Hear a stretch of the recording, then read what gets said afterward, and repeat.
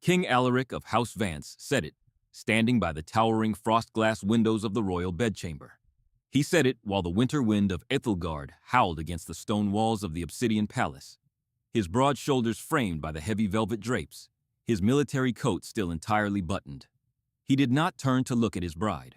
He spoke to the glass, his voice as absolute and unforgiving as the frozen mountains beyond the estate. "You should understand the nature of the vows we took today." He did not ask. He stated, "I did not choose you, Seraphina. The Council of Lords chose your family's name to secure the northern borders. I have no interest in pretending this is a union of the heart. You are here to produce a royal heir and nothing more. When that duty is fulfilled, you may live your life in the East Wing comfortably and quietly out of my way. Do not expect love. Do not demand my time. We will share a bed only when necessity dictates, and we will share nothing else." Queen Seraphina, 21 years old, married to the ruler of Ethelgard, for exactly 9 hours stood at the center of the vast chamber. Her wedding gown was a heavy armor of spun silver and ivory silk, embroidered with the crest of her family, House Valerius. The corset tightened around her ribs, stealing her breath, but she kept her spine as straight as a blade. The cold from the marble floor seeped through the thin soles of her satin slippers, traveling up her legs. Yet she did not shiver. She stared at the broad, unyielding back of the king. The candlelight from the crystal chandeliers caught the gold threads of his epaulets. He was a war king, a man who had bled to secure a fractured throne, and he approached marriage with the same brutal efficiency he applied to a battlefield. She breathed in. The scent of beeswax and heavy roses filled the stifling air of the room. She breathed out. She did not weep. She did not throw herself at his feet or demand the respect due to her title. Seraphina possessed the quiet, terrifying dignity of a woman who had just watched her illusions burn to ash and decided she preferred the warmth of the fire. "I see," she said, 2 words. They dropped into the heavy silence of the bedchamber like stones into a frozen lake. Alaric finally turned. His jaw was locked behind a mask of royal calm, his dark eyes sharp and assessing. He had expected tears. He had been prepared for hysterical demands for the fragile vanity of a young noblewoman to shatter against his cruelty. He was an expert at ignoring the weeping of the weak, but he was not prepared for the absolute glassy stillness in Seraphina's eyes. "I am glad we have an understanding," Alaric said, his tone fractionally less certain than it had been a moment ago. He walked toward the heavy oak door connecting to his private study. "I will remain in my own quarters tonight. The physician will consult with you tomorrow regarding the lunar cycles to determine when my visits will be most effective. Until then, you are dismissed from my presence." He did not wait for a response. The door clicked shut. The heavy iron latch fell into place. Seraphina was alone. The fire crackled in the massive hearth, casting long, wavering shadows against the tapestries. Slowly, methodically, she reached behind her neck and unhooked the diamond clasp of her royal mantle. The heavy fabric fell to the marble floor with a soft thud. She did not call for her ladies-in-waiting. She unlaced her own bodice, her fingers trembling only slightly, pulling the suffocating silk away from her skin until she could breathe again. She walked to the frosty window where her husband had stood minutes before. Below, the palace courtyard was silent, buried in snow, patrolled by guards wearing the Vance crest. This was her kingdom now. A cage of gold and ice. Her father, the Duke of Valerius, had known. She realized it now with a sickening clarity. He had known she was being sold into a barren, loveless existence. He had traded her youth and her spirit for a seat on the king's council. The nobles of the court had smiled at her today, bowing deeply as the archbishop placed the diamond diadem upon her head, knowing all the while that she was nothing but a high-born breeding mare meant to secure a political alliance. Seraphina rested her forehead against the freezing glass. The chill grounded her. She made 3 silent vows in the dark. First, she would not shed a single tear for Alaric Vance. Tears were a currency of the powerless, and she refused to be bankrupt in her own palace. Second, she would not be the phantom queen he had commanded her to be. She would not wither away in the East Wing embroidering cushions while he ruled the kingdom her family's wealth was currently holding together. If he wanted a vessel, he would learn that vessels could be filled with poison just as easily as they could be filled with wine. Third, she would learn the pulse of this court. She would memorize its arteries, its secrets, its corruptions. She would observe the men who thought themselves her masters. And when the time came, she would remind the king of Ethelgard that the Valerius bloodline was older, deeper, and far more dangerous than his newly won crown. By dawn, Seraphina had not slept. She sat at the mahogany writing desk near the fire, wrapped in a heavy fur robe, a blank piece of parchment before her. She listed everything she knew about her new husband. King Alaric, 32 years old, ascended the throne after a bloody civil war, relies heavily on the Council of Lords, has no siblings, distrusts emotion, governs with logic and a sword. It was a small list. It meant he was predictable. When the head maid, a stern woman named Mrs. Gable, entered at sunrise to draw the heavy curtains, she paused. The bed was unslept in. The new queen was sitting perfectly upright, her dark hair cascading down her back, her eyes sharp and completely clear. "Good morning, Your Majesty," the maid said, her voice carrying a trace of careful pity. "Shall I prepare a bath? The king has already departed for the council chambers." Seraphina stood. "Yes, Mrs. Gable. And please send for the palace steward. I wish to review the household ledgers, the servant manifests, and the architectural plans of the East Wing before noon." The maid blinked, startled. "Your Majesty, the ledgers. Usually the Chancellor." "The Chancellor serves the king." Seraphina interrupted, her voice entirely calm, entirely polite and harder than diamonds. "I am the queen. I serve the estate. Have the books brought to the drawing room." As the maid hurried away, Seraphina picked up her crown from the vanity table. It was heavy, encrusted with sapphires and winter iron. She ran her thumb over the cold metal. Alaric believed he had bought a womb to secure his legacy. He did not yet realize he had invited a storm into his house. The war for the throne of Ethelgard was not over. It had simply moved into the royal bedchamber. The first 3 months of the royal marriage proceeded exactly as King Alaric had decreed. Seraphina was relocated to the east wing of the Obsidian Palace, a sprawling labyrinthine section of the estate that had not been actively used since the reign of Alaric's grandfather. It was beautiful in a melancholic, frozen way, full of high-vaulted ceilings, echoing corridors, and tall windows that overlooked the dormant rose gardens buried beneath 3 feet of winter snow. It was also undeniably a gilded cage. To the court, the new queen was a ghost. She did not attend the extravagant state banquets held in the Great Hall. She was not invited to sit beside her husband on the twin thrones during public petitions.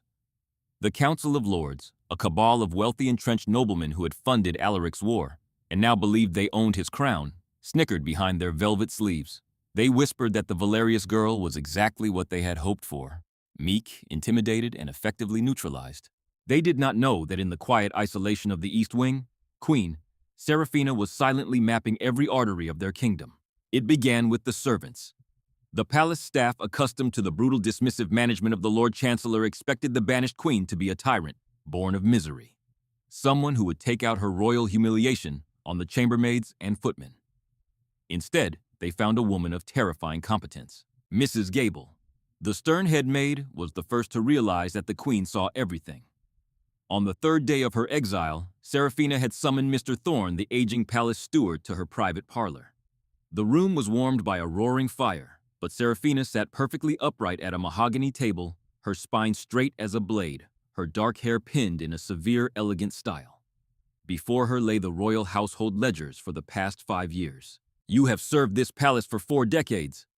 Mr. Thorne," Seraphina said, her voice smooth, calm, and entirely free of the aristocratic condescension he was used to. "I see your meticulous hand in these records. Yet I notice a discrepancy that began exactly 2 years ago, shortly after the king's coronation." The steward shifted uncomfortably, his eyes darting to the heavy oak door.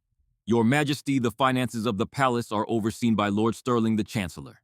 I merely record the expenditures he approves." "I am aware of Lord Stirling's position," Seraphina replied, tracing a perfectly manicured finger down a column of faded ink. "What I am curious about is why the royal budget for winter coal and grain reserves has doubled, while the actual supplies delivered to the lower servant quarters and the city's garrison have halved. Someone is bleeding the king's treasury, Mr. Thorne, and they are using the household accounts to hide the hemorrhage." Thorne swallowed hard, his hands trembling. He looked at the young queen, expecting to see a naive girl playing at governance. Instead, he saw the predatory stillness of a chess grandmaster who had just spotted a fatal weakness in her opponent's defense. "Lord Stirling controls the grain merchants. Your Majesty," Thorne whispered, terrified of the treason he was uttering. "He diverts the king's funds to purchase loyalty among the minor houses. If I speak against him, I will be dismissed. Or worse." Seraphina did not gasp. She did not express outrage. She simply closed the heavy leather ledger with a soft thud. The sound echoed in the quiet room like a gavel striking wood. "You will not speak against him, Mr. Thorne." she said softly. You will simply continue your excellent record-keeping, and you will bring every ledger to me before it is sent to the Chancellor's office. You are under my protection now. The king may rule the armies, but I am the queen, and I rule this house. Do we understand each other? Yes, your majesty. The steward bowed, a profound sense of relief and newly forged loyalty washing over him. Within a month, the East Wing had become a shadow court. Seraphina never raised her voice, never issued public threats, but her influence seeped into the stone foundations of the palace. She learned the names of the guards who patrolled her corridors, inquiring about their families in the north. She ensured the kitchen staff received fair wages, quietly supplementing their pay from her own valerious dowry. She noticed the underfootmen who were ill and the seamstresses who were overworked. She bound the staff to her with the strongest chains in existence, respect and genuine attention. While the king commanded duty, the queen commanded devotion. And then there were the nights the king visited. According to the royal physician's calculations, the lunar cycle dictated that the king must visit the queen's chambers 4 nights a month to secure the heir. These visits were conducted with the grim mechanical efficiency of a military drill. Alaric would arrive at 10 o'clock unannounced by anything other than the heavy rhythmic tread of his boots on the marble floor. He would enter the bedchamber, dismiss the maids with a sharp gesture, and wait in silence as the door clicked shut. Seraphina never greeted him. She would sit at her vanity, removing her earrings, her face a mask of polite blankness in the mirror's reflection. Are you well? Alaric would ask the question of formal necessity rather than a genuine inquiry. I am adequately sustained, your majesty, she would reply, her tone matching his exact temperature of indifference. The encounters that followed were suffocating in their silence. There was no cruelty in his touch, but there was no tenderness either. He was fulfilling a contract. She was enduring a siege. She would stare up at the velvet canopy of the bed, feeling the cold air of the room against her skin, retreating deep into her own mind where he could not reach her. She refused to give him a gasp, a sigh, or any indication that his presence affected her. Alaric, for his part, found these nights deeply unsettling. He was a man who conquered. He understood resistance and he understood surrender, but he did not understand the absolute unyielding void his wife presented to him. When he looked down at her in the dim light of the dying fire, her dark eyes were wide open, looking through him as if he were nothing more than a temporary shadow passing over her real life. When it was over, he would dress quickly. He never stayed the night. I will return next week, he would say, adjusting his collar, his broad back turned to her. As you command, my king, she would answer from the shadows of the bed, her voice perfectly even. But Seraphina was not merely enduring these visits. She was observing him. While he thought he was conquering her body, she was dissecting his mind. She noticed the deep lines of exhaustion bracketing his mouth. She noticed the ink stains on his fingers, not from signing treaties, but from drafting military deployments.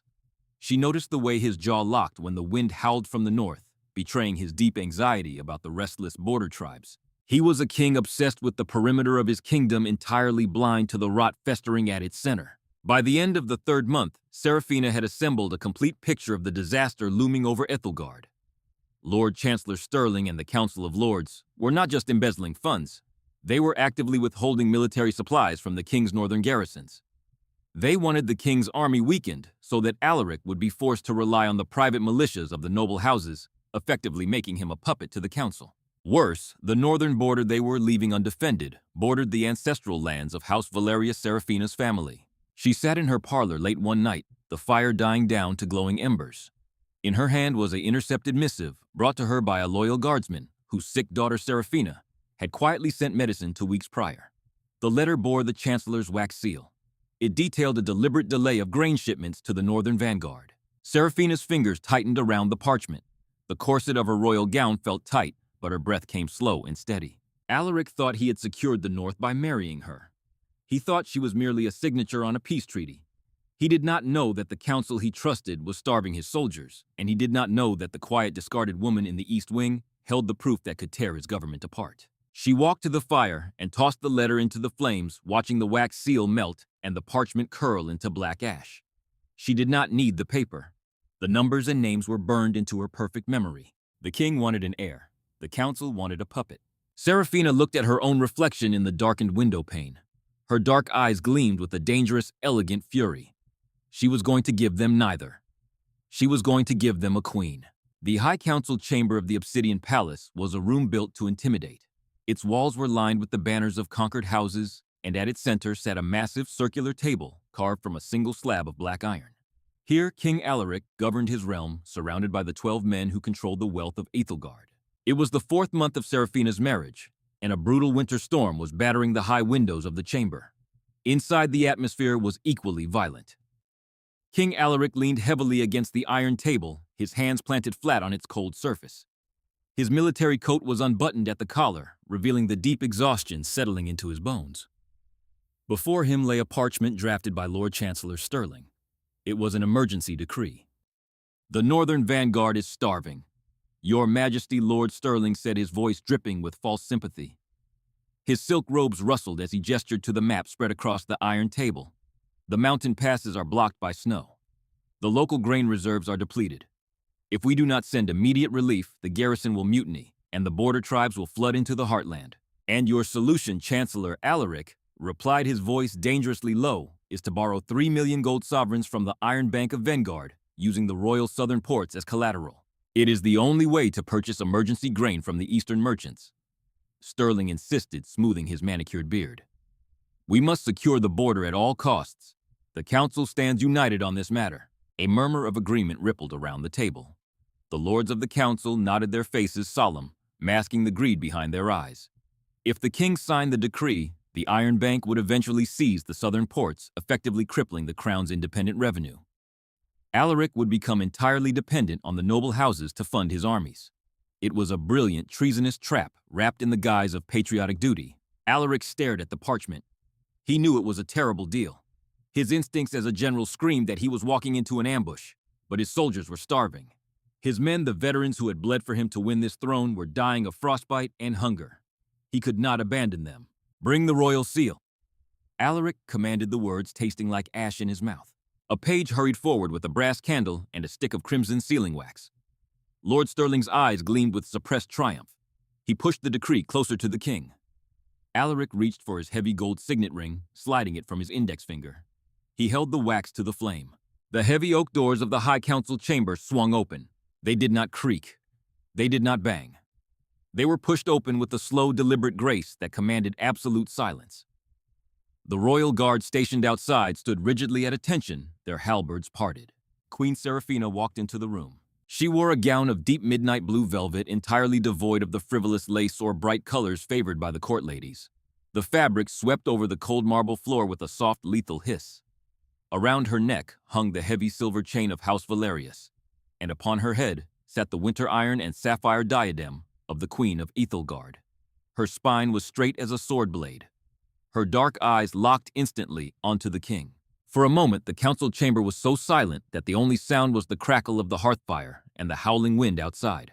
The ghost queen of the East Wing, the discarded bride who had not been seen in public for 4 months, had just breached the most restricted room in the kingdom. "What is the meaning of this?"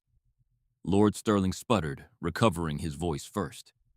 "Your Majesty, the council is in a closed session.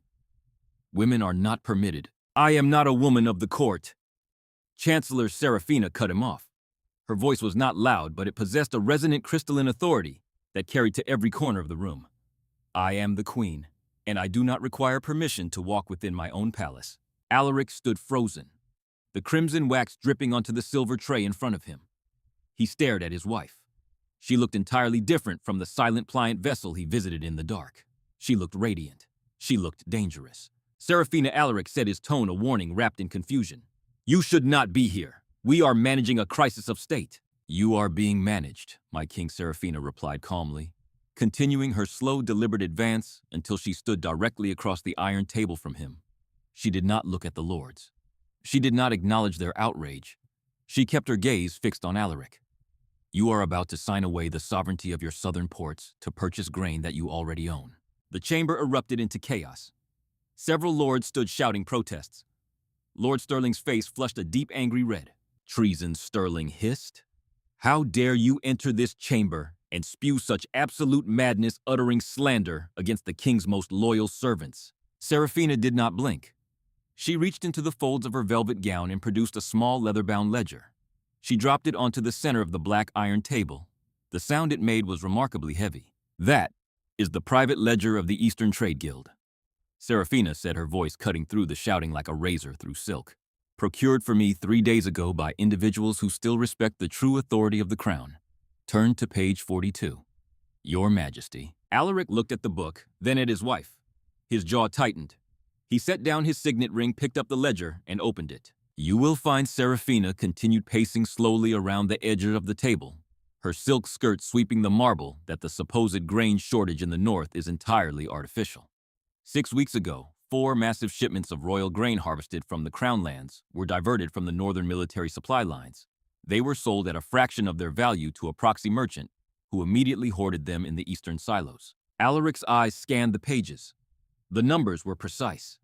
The dates aligned perfectly with the sudden reports of starvation from his generals. And who, Alaric asked, his voice dropping to a terrifying deadly whisper, owns these eastern silos? Seraphina stopped pacing. She stood behind Lord Stirling's chair. She did not touch him, but the Chancellor recoiled as if she radiated heat. The silos are owned by the Stirling family trust. Seraphina said, the absolute calm of her delivery making the revelation devastating. The Chancellor intends to have you borrow 3 million sovereigns from the Iron Bank to buy back your own stolen grain at an exorbitant markup. You lose the ports. He pockets the gold. The Vanguard starves until the transaction is complete. Lies, Stirling shouted, standing up so violently his chair tipped backward and crashed onto the stone floor. Forgeries created by a bitter banished woman desperate for attention. Your Majesty, you cannot possibly listen to this. Silence, Alaric roared. The word echoed like thunder. The entire chamber froze. Alaric's dark eyes lifted from the ledger. The exhaustion was gone, replaced by the lethal calculating fury of the War King who had conquered the realm. He looked at the numbers, recognized the Chancellor's seal, meticulously copied, next to the transactions, and realized instantly that the Queen was telling the truth. He had almost signed away his kingdom. He had almost let his soldiers die for a lie. Alaric slowly picked up the emergency decree.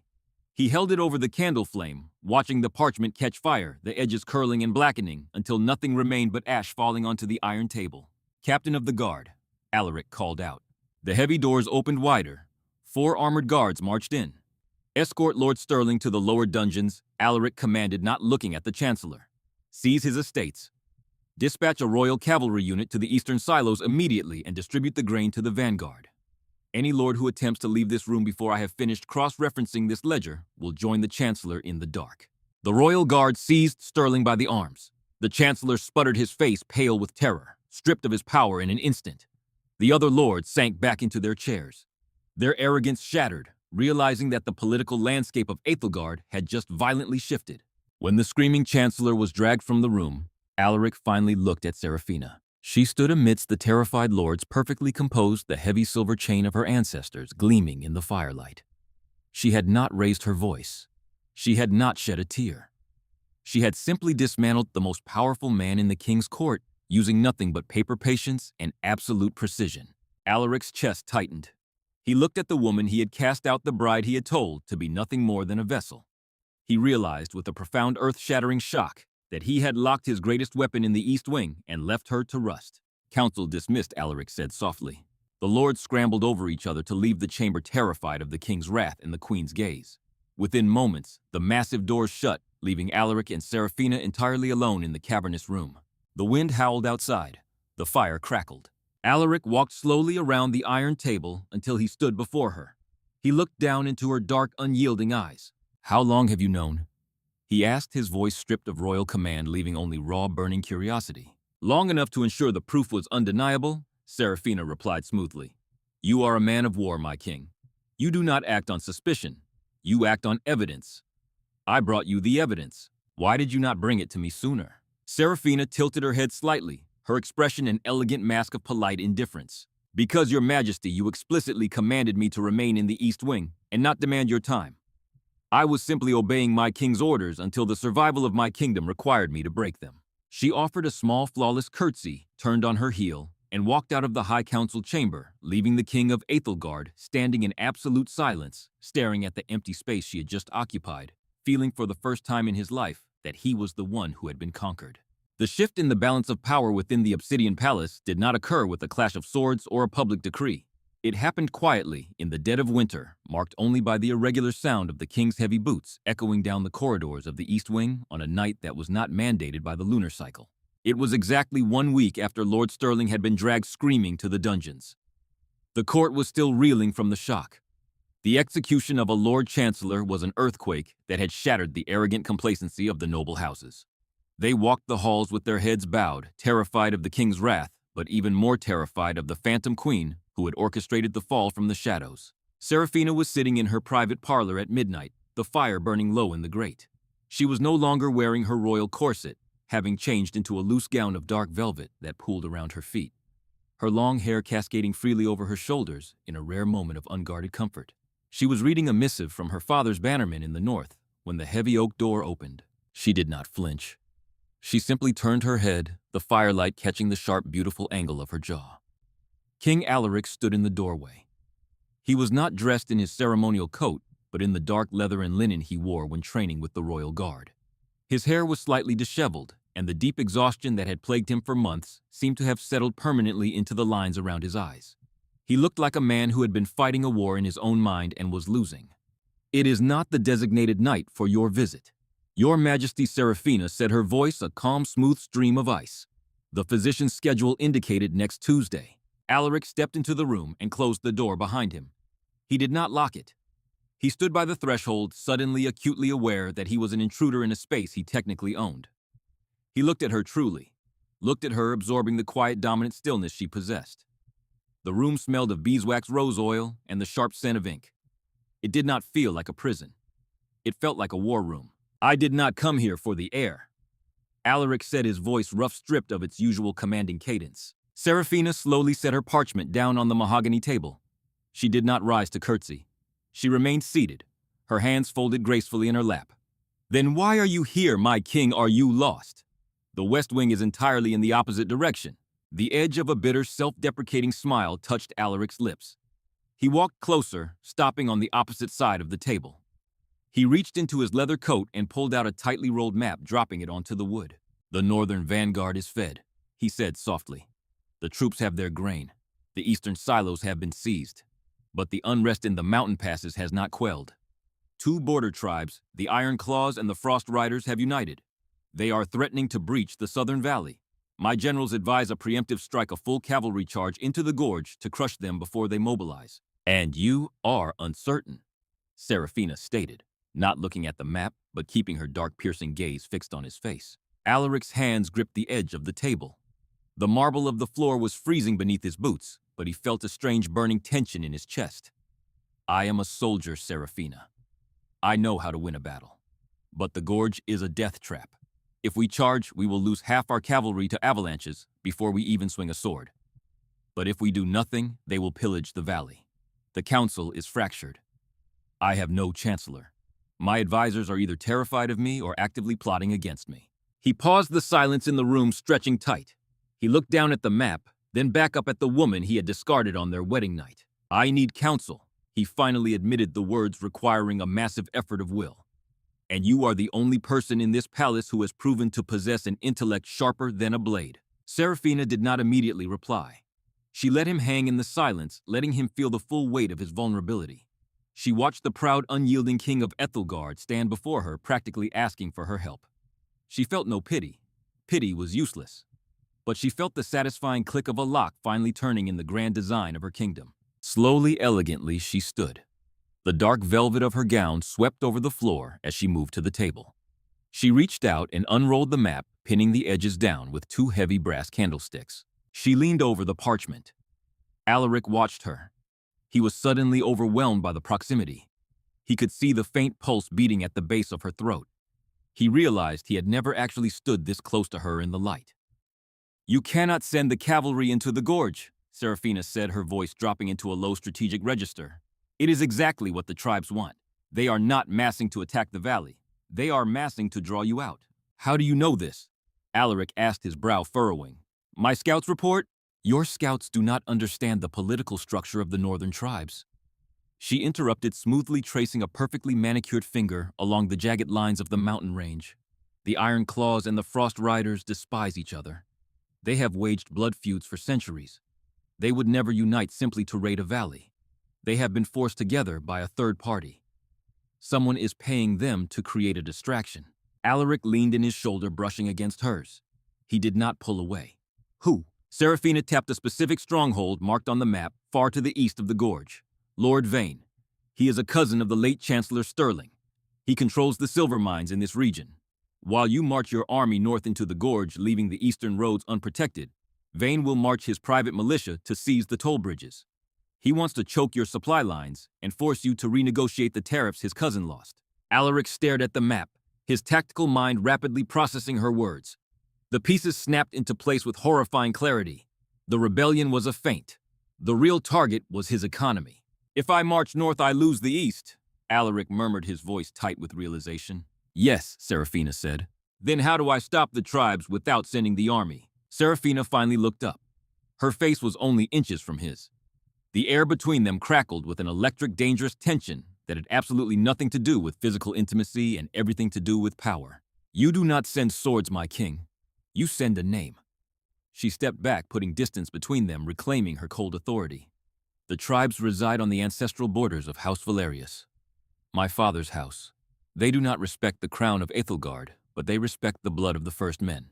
Send a raven to my uncle, Lord Commander Valerius, at the Winter Fortress.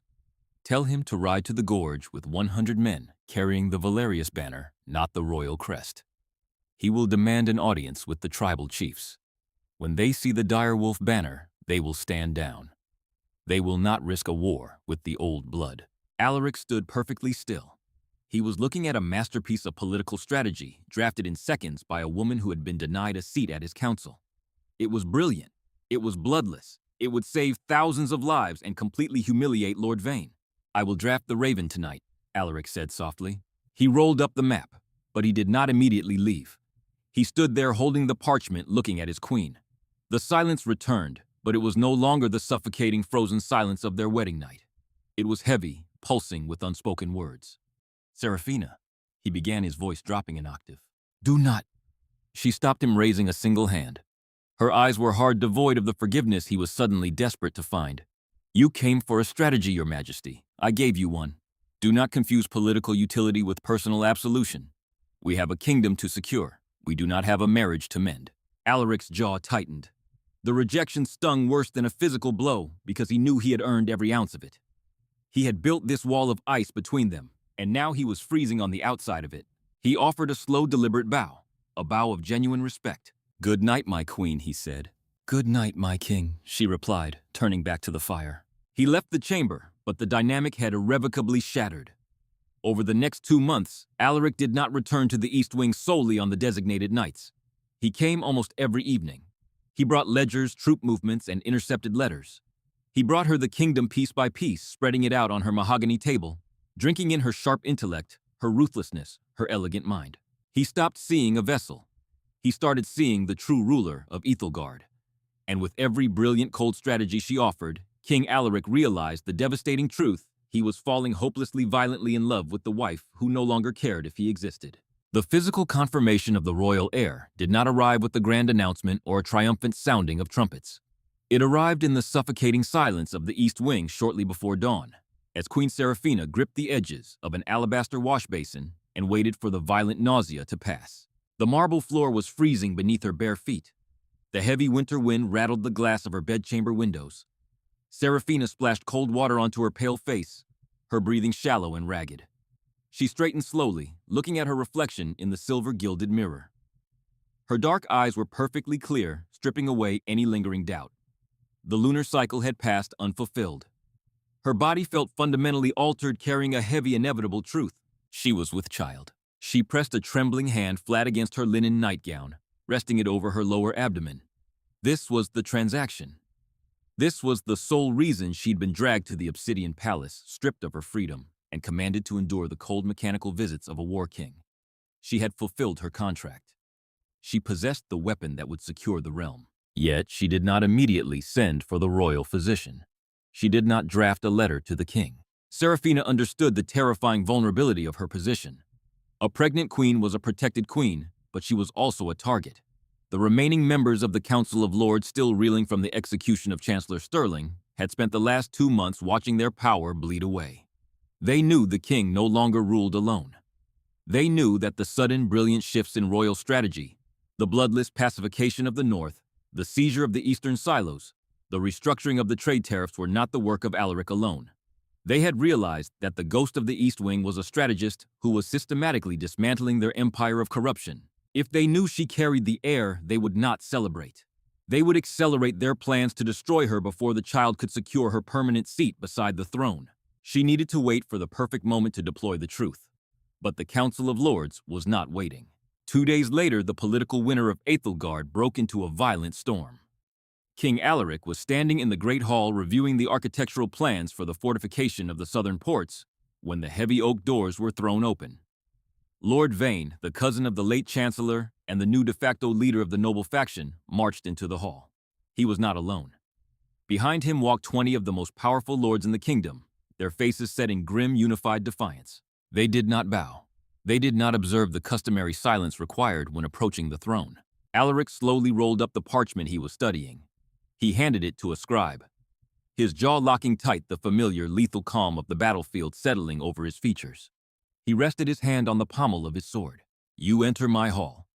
Unannounced, Lord Vane Alaric said, his voice echoing off the high stone vaults. "I suggest your reason be a matter of immediate life and death." "It is a matter of treason," Your Majesty, Lord Vane replied, his voice carrying clearly across the marble floor. Vane stepped forward and threw a heavy leather satchel onto the steps leading up to the throne. It landed with a dull, heavy thud.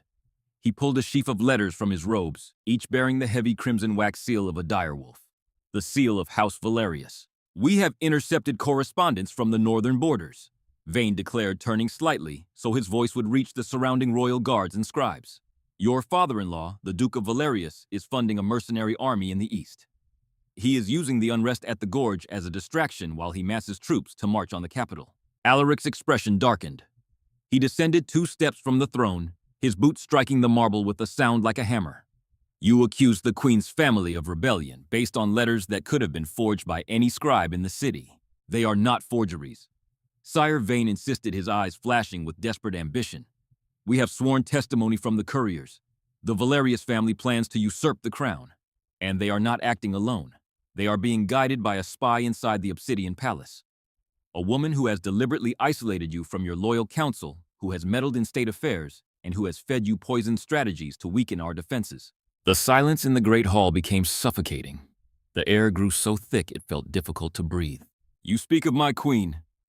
"Alaric," said his voice, dropping to a whisper that was far more terrifying than a shout. "I speak of a traitor Vane shot back, abandoning all pretense of respect. The council stands united, Your Majesty. We command the private militias of 20 houses. We control the gold that pays the city guard. If you do not immediately depose Queen Seraphina, annul this marriage, and banish her to the Silent Sisters of the Western Monastery, we will withdraw our support. The capital will fall into civil war by nightfall." It was a direct, irrefutable ultimatum. The lords had cornered the king. They were forcing him to choose between his throne and his wife. Alaric stood perfectly still on the marble steps. His blood roared in his ears. 6 months ago, on his wedding night, he would have handed her over without a second thought. He had told her she was nothing but a vessel. But now, the thought of Seraphina being dragged away in disgrace, locked in a cold monastery, stripped of her pride, and her name made a visceral, violent rage claw at his throat. He had spent the last 2 months sitting across from her in the firelight, watching her brilliant mind save his kingdom. He had fallen in love with the very woman he had sworn to ignore. "I will not cast her out," Alaric said, his voice vibrating with absolute authority. "You will have no kingdom left to rule if you do not." Vane sneered, taking a step closer. "The decree of banishment has already been drafted. Sign it or we march." Before Alaric could draw his sword, a voice sharp and elegant as shattering glass rang from the arched entryway. "You are entirely too eager to dispose of royal property, Lord Vane." Every head in the Great Hall snapped toward the sound. Queen Seraphina walked down the central aisle. She was dressed in a gown of crimson silk, the color of fresh blood and undisputed power. Her waist tightly bound her posture, absolute perfection. The heavy diamond diadem rested upon her dark hair. She did not look like a woman facing banishment. She looked like an executioner who had just arrived for her shift. Seraphina, Alaric warned, his heart hammering against his ribs. He wanted her out of the room. He wanted her safe. "Go back to your chambers." Seraphina ignored him. She glided past the bewildered lords until she stood directly beside the king, turning to face the furious Lord Vane. "You accuse my family of treason," Seraphina said smoothly, her dark eyes pinning Vane in place. And you demand my annulment. By the laws of Ethelgard, a royal marriage can only be annulled if it remains unconsummated, or if it fails to produce the prospect of an heir. Vane scoffed, crossing his arms. You have been married 6 months, and your womb remains as barren as the frozen north. The marriage is void. Seraphina smiled. It was a terrifying, beautiful thing, completely devoid of warmth. I would advise you to choose your next words with extreme caution, my lord, she said, her voice echoing perfectly in the absolute silence of the hall. Because attempting to banish the mother of the future king of Ethelgard is not merely a political dispute. It is high treason punishable by the block. The great hall froze. The world seemed to stop spinning on its axis. Alaric turned his head so fast his neck cracked. He stared at her, his eyes wide, the breath knocked completely out of his lungs. He looked from her stoic, perfect profile down to the heavy crimson silk of her gown, realizing instantly that she was not bluffing. She was carrying his child. She was carrying the heir he had demanded on their wedding night. A collective gasp rippled through the assembled lords. Vane's face turned the color of spoiled milk. He staggered back a half step, his mind racing to comprehend the devastating reality of what she had just done. The entire legal foundation of their ultimatum had just collapsed. You lie! Vane sputtered, his voice cracking with panic. It is a desperate trick. The royal physician confirmed it at dawn. Seraphina replied, her tone as casual as if she were discussing the weather. You may summon him if you wish, though I imagine he is currently quite busy documenting the exact timeline of the royal lineage for the archives. Alaric felt a tremor run through his hands. The child, the heir, the woman standing beside him radiating absolute defiance had held this secret waiting for the precise moment when it would do the most damage to her enemies. Vane looked frantically at the other lords. He saw their resolve shattering. A king with a barren, unpopular wife was vulnerable. A king with an heir on the way was an anchor of stability, backed by the divine right of the bloodline. To move against them now was to invite the wrath of the entire populace. But Vane was desperate. He had crossed the point of no return. Even if it is true, Vane shouted, his voice shrill with terror and rage, the child of a traitor cannot sit on the throne. House Valerius is plotting rebellion. We have the letters. Then we shall have a public trial, Seraphina countered smoothly, her voice ringing out like a death knell. Tomorrow at high noon in the High Council chamber. Bring your letters, Lord Vane. Bring your witnesses, and let the kingdom see exactly who is holding the knife to the king's throat. She turned gracefully, looking up at Alaric. The king looked back at her, his dark eyes swirling with a chaotic storm of shock, furious protectiveness, and profound awe. He nodded once, cementing her decree. Tomorrow, Alaric said, his voice echoing with absolute finality. We hold the court. Seraphina did not look back as she walked out of the hall, the crimson silk of her skirt sweeping over the cold marble, leaving the Council of Lords standing in the ashes of their own rebellion, and leaving the king to realize that the fate of his entire kingdom now rested in the hands of the queen he had once commanded to be invisible. The night before the public trial, King Alaric broke every rule he had established on his wedding day. He did not wait for the designated hour. He did not send a servant to announce his arrival. He walked the long, freezing corridors of the East Wing alone, dismissing the royal guard stationed at her door with a single sharp motion of his hand. When he entered Seraphina's bedchamber, the fire had burned down to glowing red embers. She was standing by the tall frost glass window looking out over the snow-buried gardens, her silhouette illuminated by the pale moonlight. She wore a simple robe of white silk, her dark hair falling loose down her back. Alaric closed the door. The sound echoed in the quiet room. Why did you not tell me? He asked, his voice entirely devoid of royal command, leaving only the raw, bleeding edge of a man who realized he had been walking blindly on the edge of a cliff. Seraphina did not turn from the window. The glass was freezing against her fingertips. I revealed it exactly when the kingdom required it to be revealed, Your Majesty. Had I told you sooner, the council would have quietly poisoned my wine before the child could quicken. I needed them to corner you in the great hall so they could be exposed in the light. Alaric crossed the room, his heavy boots silent on the thick woven rugs. He stopped just a breath away from her. The scent of rose oil and winter air surrounded them. He looked down at her, his eyes dropping to the flat line of her stomach beneath the white silk.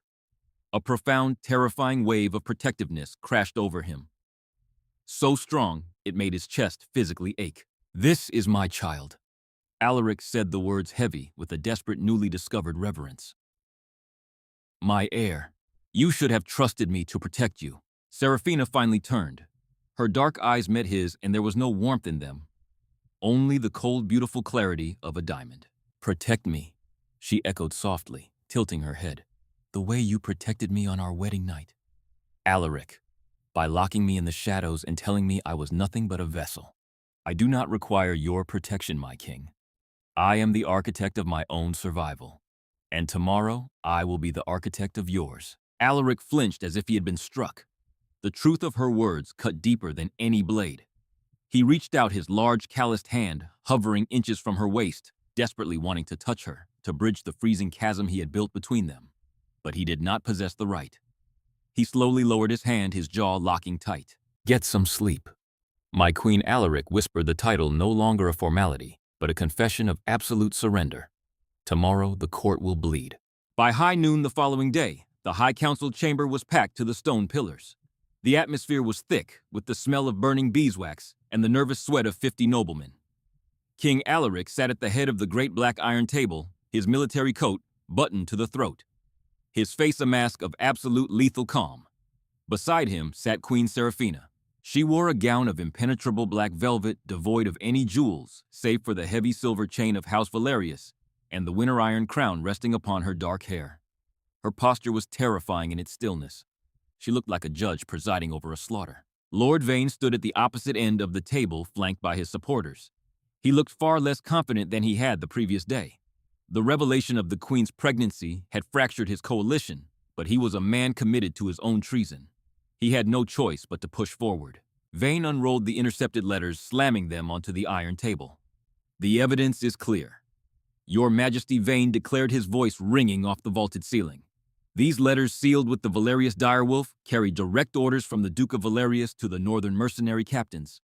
They detail troop movements designed to flank the royal army. The Queen's family is preparing to march on the Obsidian Palace. The child she carries is a convenient shield to prevent you from executing a traitor.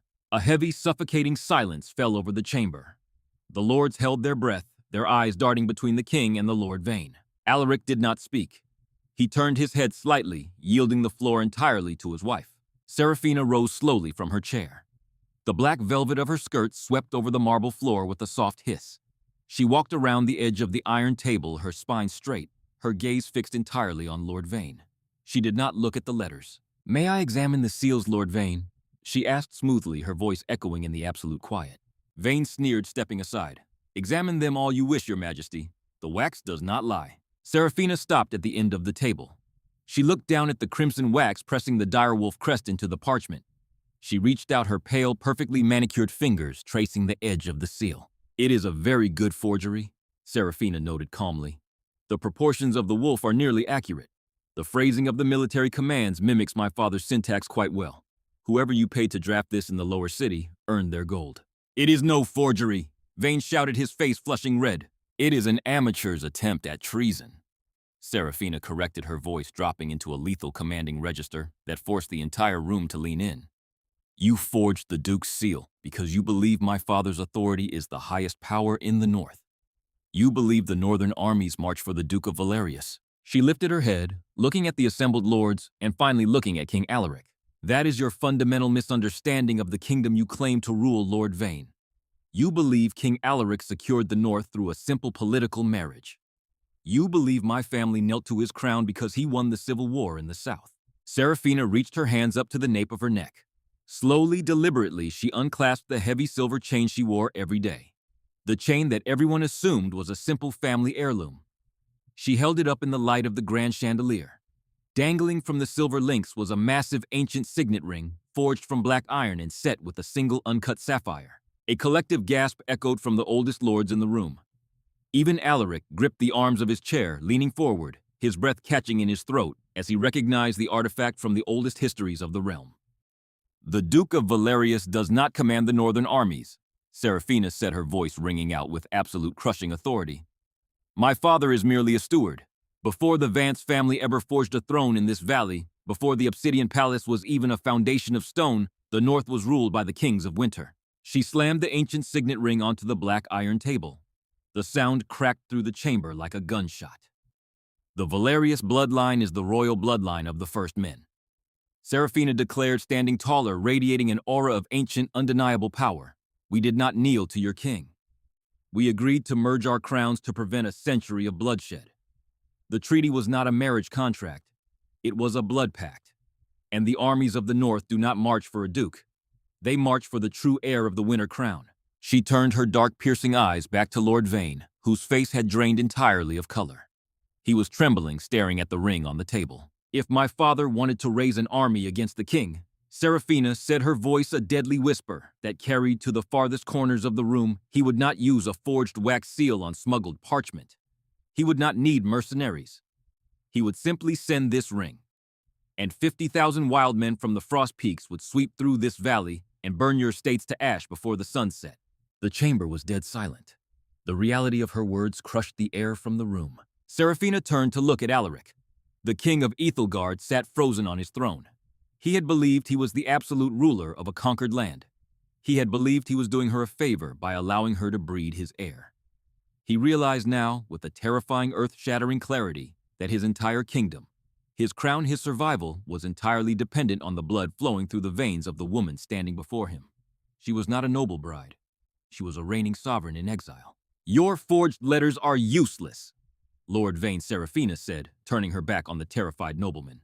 Because the North does not answer to the Duke. The North answers to me, and I am carrying the king's heir. To rebel against this throne is to rebel against the old blood. Lord Vane collapsed onto his knees on the cold marble floor. The political trap he had set had just closed around his own throat, snapping his rebellion in half.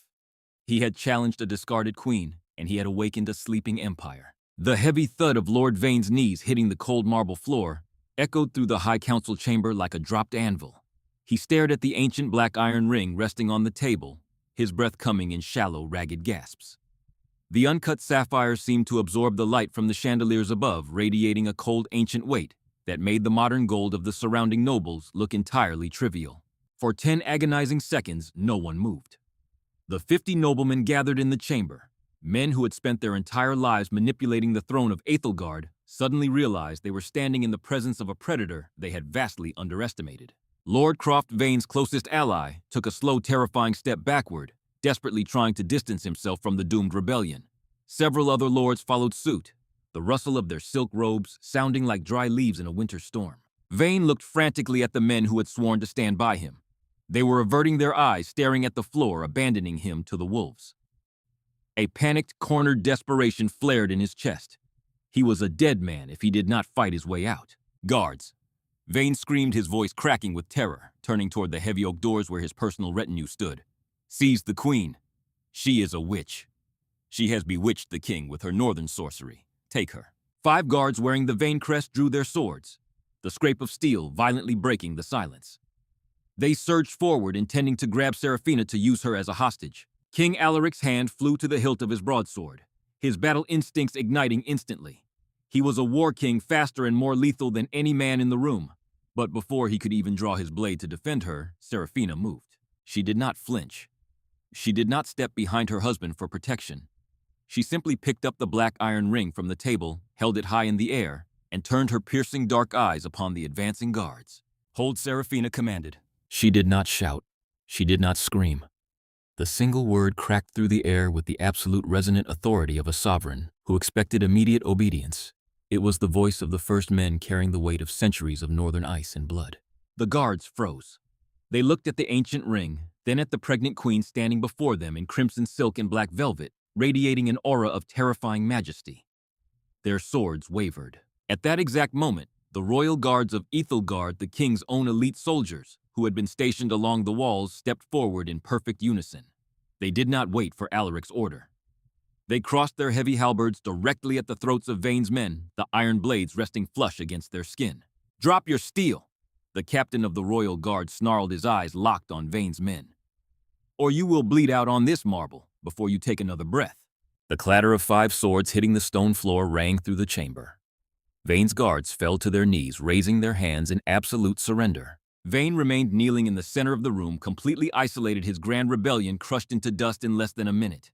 He looked up at Seraphina, his arrogance entirely replaced by the hollow, sickening dread of a man who knew he was about to die. You played a game of whispers. Lord Vane Seraphina said, her voice smooth, gliding over the silence like a blade over ice. You plotted in the shadows. You forged letters. You attempted to manipulate the crown by starving the men who bleed to protect it. But the North does not whisper. We roar. and we do not hide behind forged wax. She slowly lowered her hand holding the ring against her dark velvet skirts. She looked at him with an expression of pure, elegant disgust. Alaric finally stood from the throne. He descended the shallow steps, the heavy tread of his boots commanding the attention of every terrified lord in the room. He walked around the black iron table until he stood directly beside Seraphina. He drew his broadsword. The lethal hiss of the steel sliding from its scabbard made Vayne flinch violently. But Alaric did not step in front of his queen. He stood slightly behind her right shoulder, positioning himself not as her shield, but as her sword arm. It was a massive, incredibly significant shift in the royal dynamic. The War King, the man who had conquered the continent, was publicly deferring his authority to the woman he had once exiled to the East Wing. The penalty for high treason against the crown of Ethelgard is death by the block. Alaric set his voice a low, terrifying rumble that shook the air in the chamber. He looked at Vayne, his dark eyes filled with absolute fury. But the penalty for treason against the ancient bloodline and against the mother of my royal heir, I leave entirely to the judgment of the true queen. Alaric lowered his sword, resting its tip on the marble floor, yielding the stage completely to Seraphina. The court held its collective breath. They expected her to scream for his head. They expected a bloody, immediate execution right there on the chamber floor. Seraphina looked down at Lord Vayne. Her face was a perfect, unreadable mask of aristocratic grace. Death is too easy a punishment for a man who values his wealth and his pride above his honor, Seraphina said, her voice echoing coldly off the vaulted ceiling. If I take your head today, Lord Vayne, your son will inherit your lands.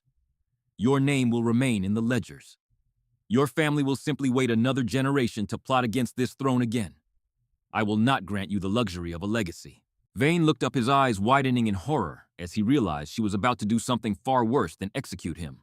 By the authority of the Winter Crown and the throne of Ethelgard, Seraphina declared, her words falling like hammer blows. I strip House Vayne of its titles, its lands, and its nobility. Your estates in the east are hereby seized by the crown. Your silver mines will be transferred directly to the control of the Northern Vanguard to fund the soldiers you attempted to starve. Your gold will be distributed to the widows of the men who died securing the gorge. No. Vayne whispered, tears of absolute devastation spilling down his pale cheeks. Please, your majesty, my family. Your family name is erased. Seraphina cut him off, entirely devoid of mercy. You are no longer a lord of this realm. You are a traitor stripped of your history. You will be sent to the penal colony at the Obsidian Coast, where you will mine the very stone that built this palace until the end of your natural days. She turned her gaze away from him, dismissing him completely. Guards, she said softly, remove this man from my sight. 2 royal guards seized Vayne by the arms and dragged him backward across the marble. He did not fight them. He sobbed uncontrollably, entirely.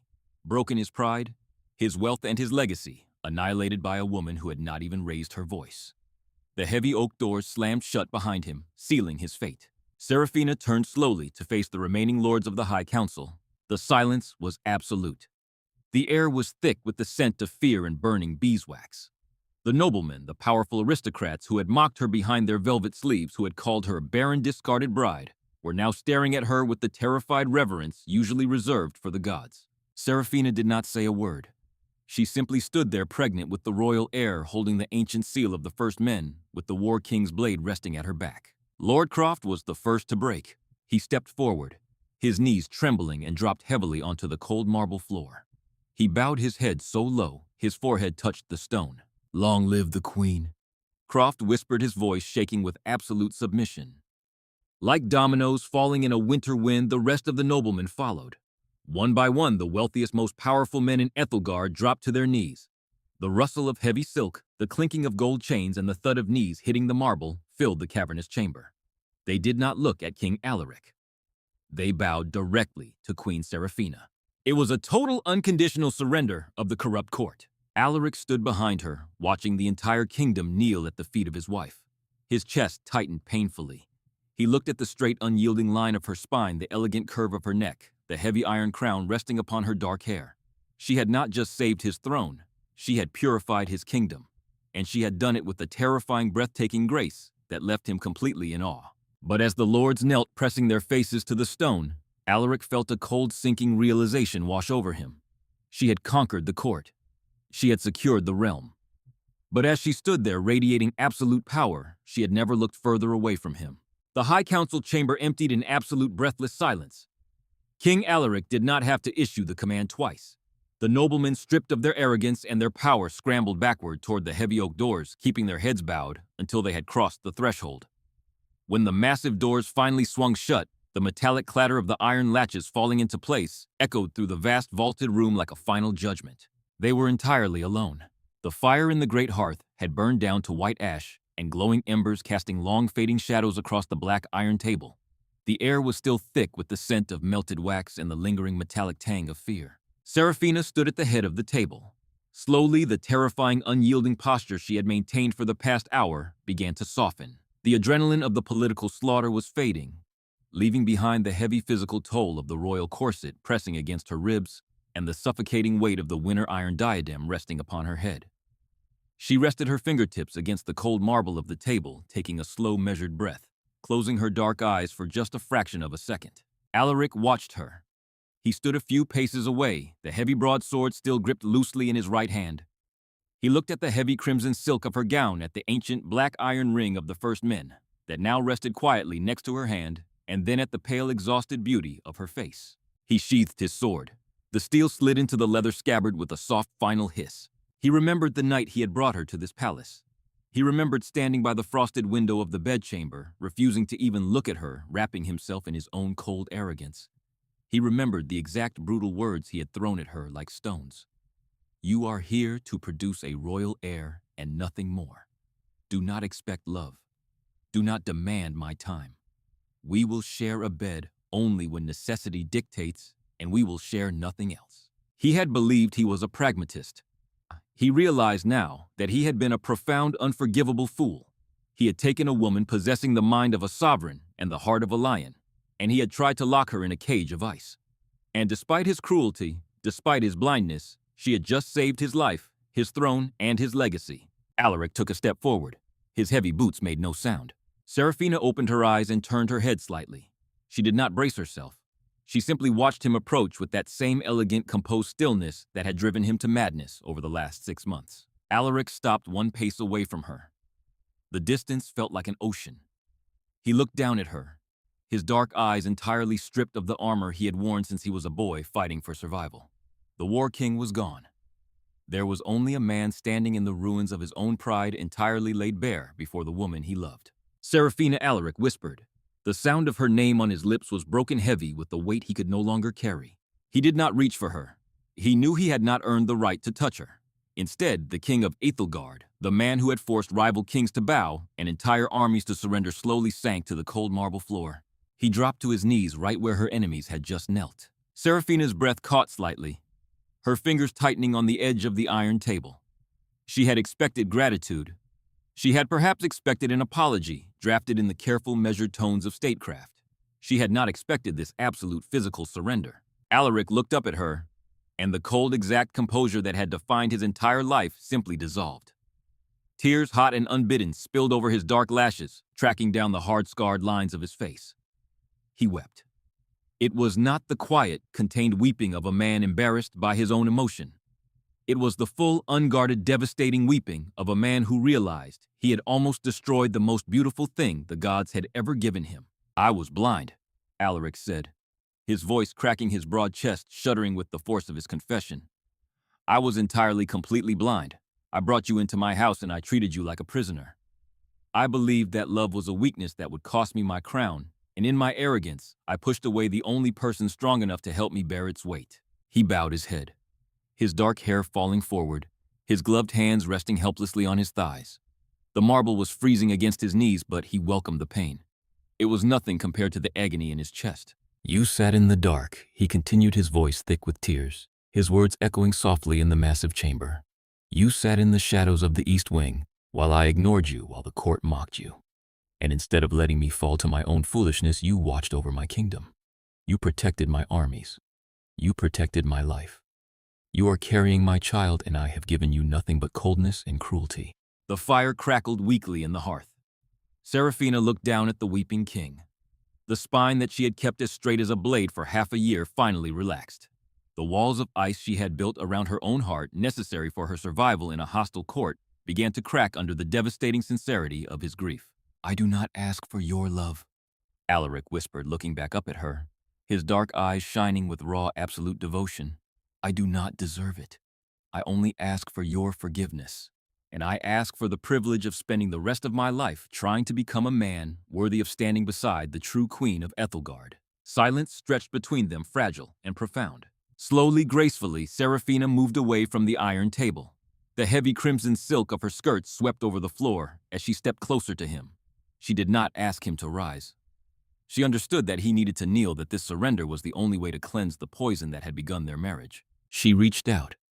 Her pale, elegant hands, the hands that had just dismantled a rebellion and seized control of an empire, gently cupped his face.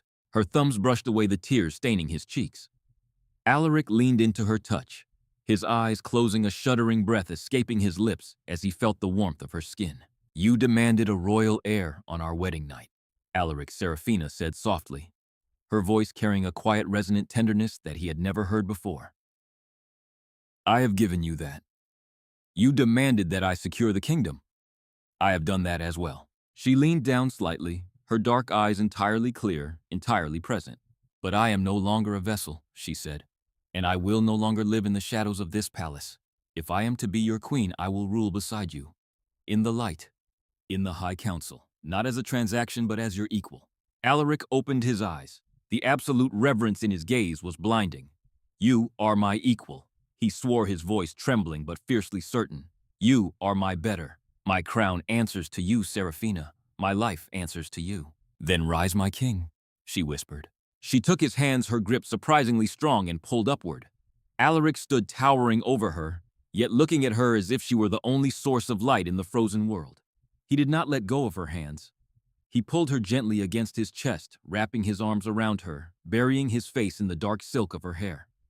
Seraphina closed her eyes, resting her head against his shoulder, finally letting the heavy, suffocating armor of her exile fall away completely. The winter storm continued to howl outside the frost-glass windows of the Obsidian Palace, but inside the High Council chamber, the Cold War was over.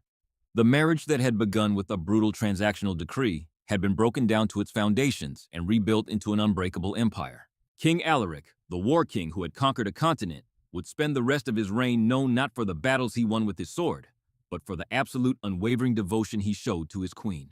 And Queen Seraphina, the woman they had cast out, the bride they had humiliated, would rule Ethelgard with a brilliant, elegant fury, proving to history that a crown is not merely a piece of metal placed upon a head, but a weight that can only be borne by those with the courage to bleed for it.